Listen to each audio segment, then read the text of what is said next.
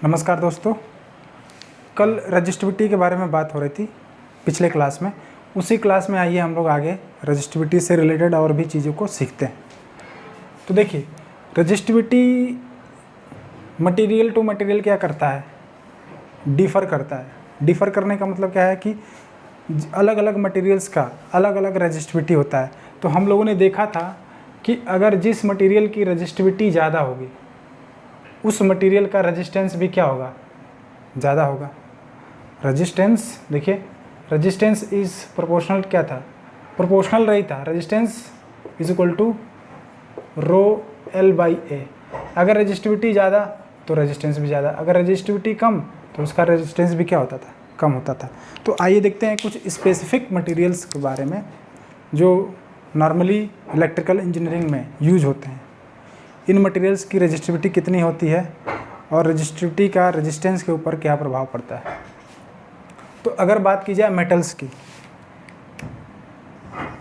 की बात की जाए तो सिल्वर, देखिए सिल्वर की जो रेजिस्टिविटी है 1 मार्क के क्वेश्चन में, आपके सेमेस्टर के एग्ज़ाम में भी 1 मार्क के क्वेश्चन में स्ट्रिक्टली पूछता है और आपके कॉम्पिटिटिव एग्ज़ाम्स में भी ये एसएससी जेई और यूपीपीसीएल में एक बार का क्वेश्चन आया हुआ है कि कॉपर की रेजिस्टिविटी कितनी होती है। काफ़ी इंपॉर्टेंट क्वेश्चन है, कॉपर की रेजिस्टिविटी कितनी होती है। उसमें 4 ऑप्शन दिए रहते हैं। अगर आपको पता होगा तो आप इसको क्वेश्चन को सॉल्व कर पाएंगे, नहीं पता होगा नहीं कर पाएंगे, क्योंकि ये वैल्यूज़ हैं जिसको हमें याद करना पड़ता है। इसका कोई कॉन्सेप्ट नहीं है कि इस कॉन्सेप्ट से आप इसको, कॉन्सेप्ट के बेसिस पे आप इसको सॉल्व कर ले जाएंगे। ये वैल्यूज़ हैं, तो वैल्यूज़ याद करना पड़ता है। तो मोस्टली देखिए कॉपर और एल्युमिनियम का ही पूछा है ज़्यादातर एग्जाम्स में, लेकिन देख लेते हैं 2-3 का देख लेते हैं। तो सिल्वर की जो रजिस्टिविटी होती है माइनस में होती है, देखिए 10 की पावर -8 ओम मीटर में होती है। तो कम रजिस्टिविटी और सिल्वर उतना ही ज़्यादा क्या होता है, उसकी चालकता उतनी ही ज़्यादा होती है। चालकता का मतलब कि उसकी कंडक्टिविटी उतनी ही ज़्यादा होती है, उतना ही ज़्यादा वो कंडक्टर होता है। इसी तरह कॉपर है, कॉपर की रेजिस्टिविटी कितनी है 1.72 × 10 की पावर -8 ओम मीटर।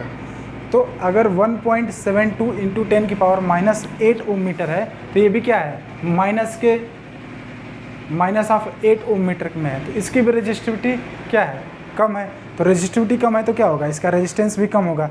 जब रेजिस्टेंस कम होगा तो जाहिर सी बात है इस प्रकार के मटेरियल का यूज़ हम लोग किस तरीके से, इलेक्ट्रिकल कंडक्टर्स बनाने के लिए इस प्रकार के मटेरियल्स का यूज़ करेंगे। बात की जाए एल्युमिनियम की, तो एल्युमिनियम की रेजिस्टिविटी क्या होती है 2.8 × 10 की पावर 8 ओम मीटर, यानी इसकी रेजिस्टिविटी क्या है। तो ये भी इलेक्ट्रिकल कंडक्टिविटी के हिसाब से एक काफ़ी अच्छा मटेरियल है। और ये क्या होता है, थोड़ा सा ईजिली अवेलेबल है हमारे नेचर में और थोड़ा सस्ता होता है, इसलिए ज़्यादातर जो भी कंडक्टर्स बनाए जाते हैं वो एल्युमिनियम और कॉपर के बनाए जाते हैं। कॉपर भी ईजिली अवेलेबल है और थोड़ा सा सस्ता है in comparison to silver and gold, silver gold and platinum. Silver, gold और प्लैटिनम के कंपैरिजन में कॉपर और एल्युमिनियम क्या है, सस्ता है। इसलिए कॉपर और एल्युमिनियम का ही ज़्यादातर कंडक्टर्स मैन्युफैक्चर किया जाता है। अब बात की जाए नॉन मेटल्स की, नॉन मेटल्स के साथ साथ ये क्या है, हाईली रेजिस्टिव मटेरियल है, यानी ये एक प्रकार से क्या है, इंसुलेटर्स की तरह काम करते हैं। रबर को क्या किया जाता है, कंडक्टर पे इंसुलेटर की तरह यूज़ किया जाता है रबर का। तो रबर की जो रेजिस्टिविटी होती है वो क्या होती है 10 की पावर +16 ओम मीटर के रेंज में होती है। इसी तरह माइका की 10 की पावर 15 ओम मीटर के रेंज में। सेम इसी तरह ग्लास की 10 की पावर 10 से लेकर 10 की पावर 12 ओम मीटर के रेंज में इसकी रेजिस्टिविटी होती है। तो ये तो था कुछ मटेरियल्स जिनकी रेजिस्टिविटी, इसको ये याद करने वाले टॉपिक्स हैं, चूँकि वैल्यूज़ हैं आप इसको याद कर सकते हैं आसानी से।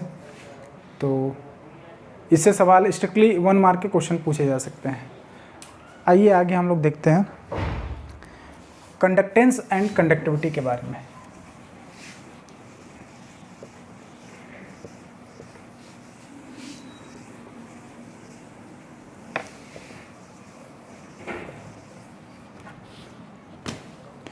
कुछ चीज़ें आप लोग जान लीजिए। देखिए, कंडक्टर का मतलब क्या होता है? चालक। अगर बात की जाए करंट के बेसिस की, तो कंडक्टर एक वह मटेरियल है जिसमें विद्युत धारा आसानी से प्रवाहित हो जाती है। तो कंडक्टर का उल्टा क्या होगा? रजिस्टर होगा। रजिस्टर क्या है? एक ऐसा मटेरियल है जो धारा के प्रवाह को बाधित करता है। तो कंडक्टर का उल्टा रजिस्टर हो जाएगा। इसी तरह रेजिस्टेंस का उल्टा क्या हो जाएगा? कंडक्टेंस।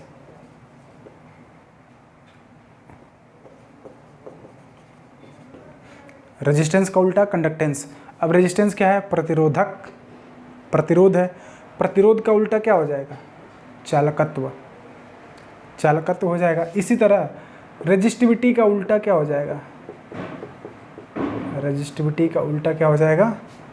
कंडक्टिविटी, चालकता। रेजिस्टिविटी का मतलब प्रतिरोधकता और कंडक्टिविटी का मतलब चालकता। तो देखिए, प्रतिरोधकता का मतलब क्या हुआ? वो करंट के प्रवाह को बाधित कर रही है। जितनी ज़्यादा प्रतिरोधकता होगी उतनी ही ज़्यादा करंट के प्रवाहित होने में उतनी ही ज़्यादा परेशानी होगी। तो कंडक्टिविटी का मतलब क्या होगा? कंडक्टिविटी का मतलब कि कम प्रतिरोध वाला या कम प्रतिरोधकता वाला। जितनी ज़्यादा प्रतिरोधकता कम होगी उतनी ही आसानी से क्या होगी? इलेक्ट्रिसिटी प्रवाहित होगी, इलेक्ट्रिक करंट प्रवाहित होगी। तो आइए बात करते हैं हम लोग कंडक्टेंस और कंडक्टिविटी के बारे में।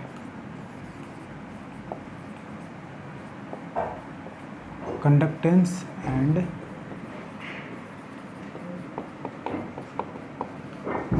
कंडक्टिविटी।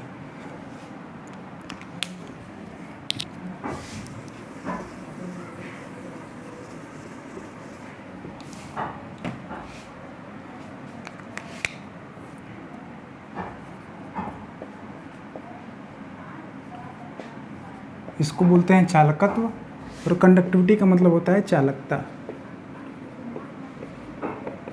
चालकता और चालकत्व के बारे में आइए डिस्कस करते हैं। तो कंडक्टेंस क्या होता है? रेसिप्रोकल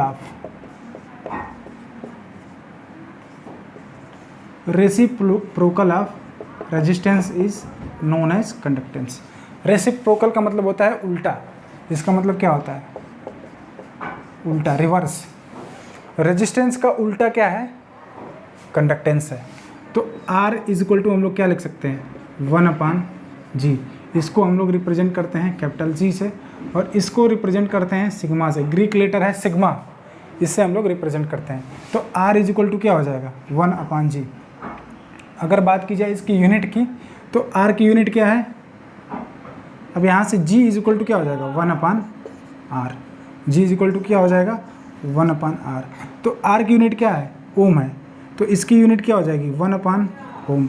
अब 1/ओम को हम लोग ऐसे उल्टा लिखते हैं। अब जैसे ये ओम है तो इसका उल्टा क्या हो जाता है? इधर से पढ़ेंगे महो। इसका उल्टा क्या हो जाएगा? महो।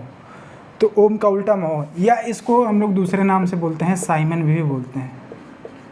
इसको क्या बोलते हैं? साइमन के भी नाम से जाना जाता है। तो ये क्या है? कंडक्टेंस की यूनिट है और ये कंडक्टेंस का फॉर्मूला है। अब बात की जाए कंडक्टिविटी की, तो conductivity is the reciprocal of conductivity is the reciprocal of resistivity.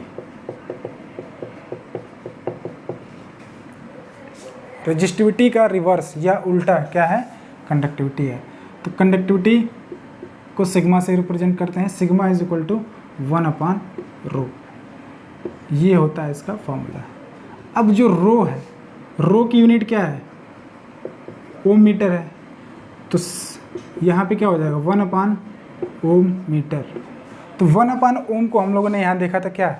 महो बोलते हैं। तो इसको क्या लिख सकते हैं? महो पर मीटर या साइमन पर मीटर। ये इसका यूनिट हम लोग लिख सकते हैं। ठीक है, तो ये तो था कंडक्टेंस और कंडक्टिविटी के बारे में। आइए देखते हैं effect of temperature on resistance.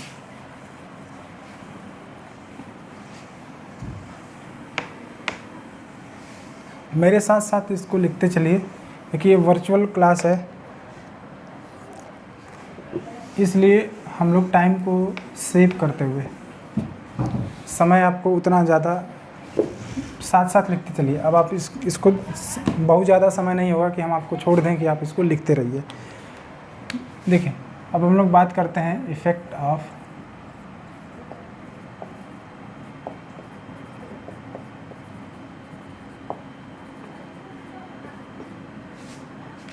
Of temperature on resistance. Effect of temperature on resistance. Resistance पे टेम्परेचर का क्या प्रभाव पड़ता है, ताप का क्या प्रभाव पड़ता है। तो अगर इसको हिंदी में बात की जाए तो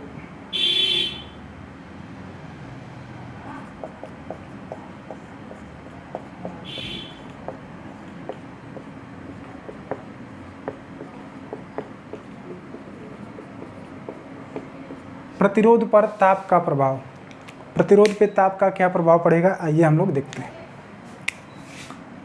तो इसमें आपको 3 चीज़ें जाननी होती हैं। जो प्योर मेटल्स होते हैं, प्योर मेटल्स होते हैं, या आप इनको कहिए कंडक्टर्स। कंडक्टर्स, तो जो कंडक्टर्स होते हैं ये क्या होते हैं, इनका तापमान बढ़ाने से रेजिस्टेंस क्या होता है, बढ़ता है। इनका तापमान बढ़ाने से रेजिस्टेंस बढ़ता है। वहीं अगर बात की जाए नॉन मेटल्स की, तो नॉन मेटल्स क्या होते हैं, जाहिर सी बात है इंसुलेटर्स होते हैं।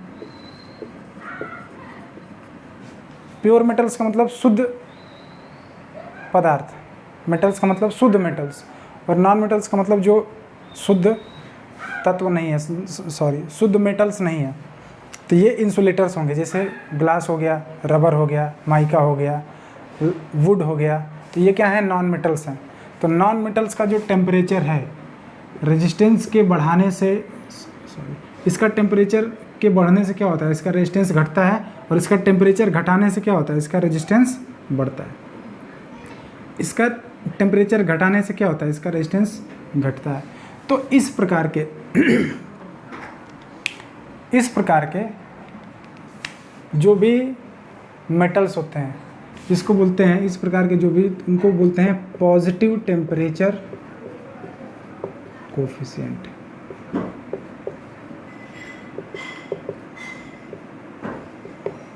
इसको क्या बोलते हैं, पॉजिटिव टेम्परेचर कोफिशिएंट मटेरियल।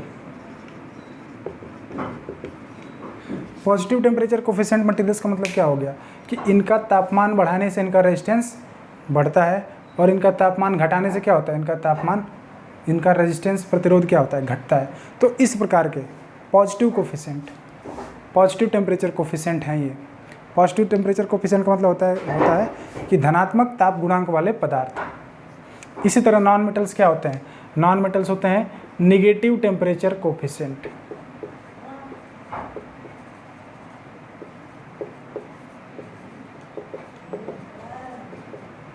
इनका तापमान बढ़ाने से प्रतिरोध घटता है, और तापमान घटाने से इनका प्रतिरोध क्या होता है, बढ़ता है। तो इसमें उल्टा प्रोसेस हो रहा है। तो उल्टा प्रोसेस होने की वजह से क्या होता है, ये नेगेटिव टेम्परेचर कोफिशिएंट वाले पदार्थ कहा जाता है। ऋणात्मक ताप गुणांक वाले पदार्थ किस श्रेणी में इनको रखा गया है। अब आइए बात करते हैं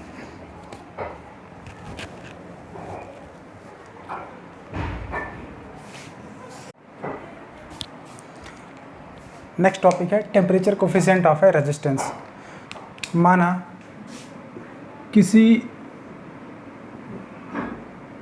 एक एल लेंथ का कंडक्टर है ये एल लेंथ का कंडक्टर 0 डिग्री सेंटीग्रेड पे, इसका जो 0 डिग्री सेंटीग्रेड तापमान पे इसका प्रतिरोध माना R0 है। यदि इसको T डिग्री सेंटीग्रेड तक इसको हीट किया गया, चूँकि ये क्या है, कंडक्टर है, तो T डिग्री सेंटीग्रेड तक इसको क्या किया गया, हीट किया गया। तो हीट करने पे क्या हो गया, इसका जो रेजिस्टेंस है वो बढ़ गया।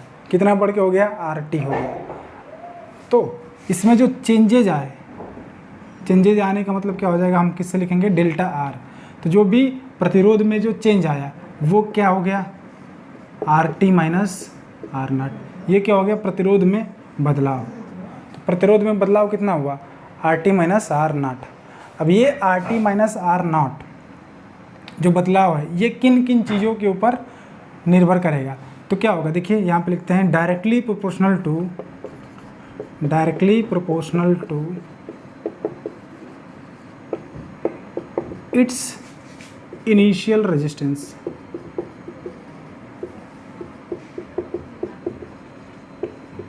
प्रारंभिक प्रतिरोध के समानुपाती होगा। हिंदी में इसको लिख देते हैं प्रारंभिक प्रतिरोध के समानुपाती होगा।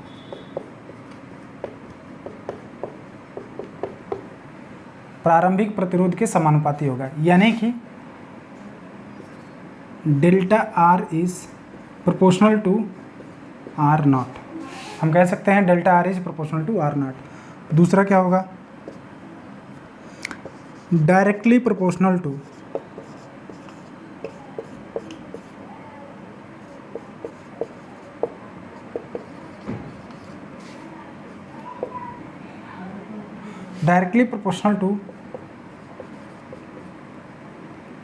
increased temperature, directly proportional to increased temperature।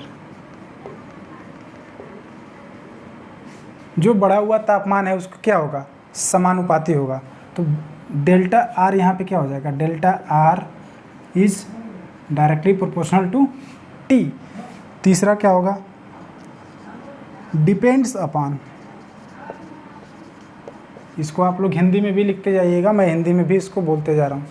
यहाँ पे directly proportional to increase temperature का मतलब होता है कि बढ़े हुए तापमान के समानुपाती होगा।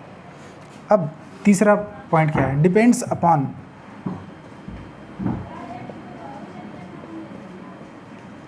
Type of material. किस प्रकार का मटेरियल है उसके ऊपर भी क्या होगा, इसका जो तापमान, इसके प्रतिरोध में जो बदलाव हो रहा है वो किसके ऊपर डिपेंडेंट होगा, मटेरियल के प्रकार के ऊपर, कि किस प्रकार का मटेरियल है, whether material is non metal और मेटल। तो आइए यहाँ पे देखते हैं कि इससे एक फार्मूला निकल के आएगा, वो कैसे आ रहा है। तो यहाँ से देखेंगे कि delta R is equal to, delta R is proportional to क्या, R naught, and delta R is also proportional to T. अब डेल्टा आर क्या था, R T minus R naught is directly proportional to R naught T. अगर directly proportional को हटाएंगे तो क्या हो जाएगा, कोई कांस्टेंट ऐड होगा, R T minus R naught is equal to alpha into R naught into T, alpha into R naught T. अब यही जो अल्फ़ा है इसको क्या बोला जाता है, temperature coefficient. Temperature coefficient Hindi में अगर बात की जाए तो इसको बोला जाता है ताप गुणांक। इसको क्या बोला जाता है, ताप गुणांक। तो alpha is known as temperature coefficient. तो यहाँ पे अल्फ़ा इज इक्वल टू क्या हो जाएगा बताइए, alpha is equal to R naught, ये क्या आ जाएगा, इसके बटे में आ जाएगा। तो R T minus R naught divided by R naught into T. तो अल्फ़ा का फार्मूला क्या हो गया, ये हो गया। चूँकि ये क्या है, कांस्टेंट है, तो कांस्टेंट का फार्मूला क्या होगा, कांस्टेंट की यूनिट क्या होगी, कांस्टेंट ही होगी, कोई यूनिट नहीं होगी। अब अगर बात की जाए, एक यहाँ से एक और फार्मूला निकल के आएगा, आइए उसको देखते हैं। अगर इसकी बात की जाए यहाँ से, तो देखिए क्या हो जाएगा, अगर यहाँ से आर टी बराबर देखा जाए तो ये आर नॉट उधर जाएगा तो क्या हो जाएगा, प्लस हो जाएगा, R naught plus alpha into R naught T हो जाएगा। तो R T is equal to, देखिए दोनों में क्या है, आर नॉट कॉमन है, आर नॉट अगर कॉमन है हटा देंगे तो क्या हो जाएगा, 1 प्लस अल्फ़ा टी। ये एक दूसरा फार्मूला हो गया। तो इस फार्मूले बेसिस पे, इस दोनों फार्मूले के बेसिस पे क्वेश्चंस न्यूमेरिकल्स पूछे जाते हैं। और R is equal to rho L by A पे भी, इस फार्मूले पे भी क्वेश्चन पूछे जाते हैं, या rho is equal to R A by L, इन दोनों फार्मूलेस पे क्वेश्चन पूछे जाते हैं। न्यूमेरिकल क्वेश्चन बहुत सारे पूछे जाते हैं, तो उनको हम लोग नेक्स्ट लेक्चर में पूरा का पूरा जो टॉपिक होगा हमारा न्यूमेरिकल बेस्ड टॉपिक होगा, जितने भी अभी तक टॉपिक पढ़ चुके हैं उनके न्यूमेरिकल हम लोग सॉल्व करेंगे। हर टॉपिक पे 2-2 न्यूमेरिकल सॉल्व करेंगे। बाकी आप लोग अपने बुक्स को का सहारा लीजिए, उनमें जितने भी प्रकार के क्वेश्चंस हैं, प्रॉब्लम्स हैं, सॉल्व कीजिए। अगर आपको कोई प्रॉब्लम में कोई परेशानी आ रही है तो आप कमेंट बॉक्स में नीचे कमेंट करके क्वेश्चन को बताइए, हम लोग उस क्वेश्चन को सॉल्व किया जाएगा। ठीक है, थैंक यू।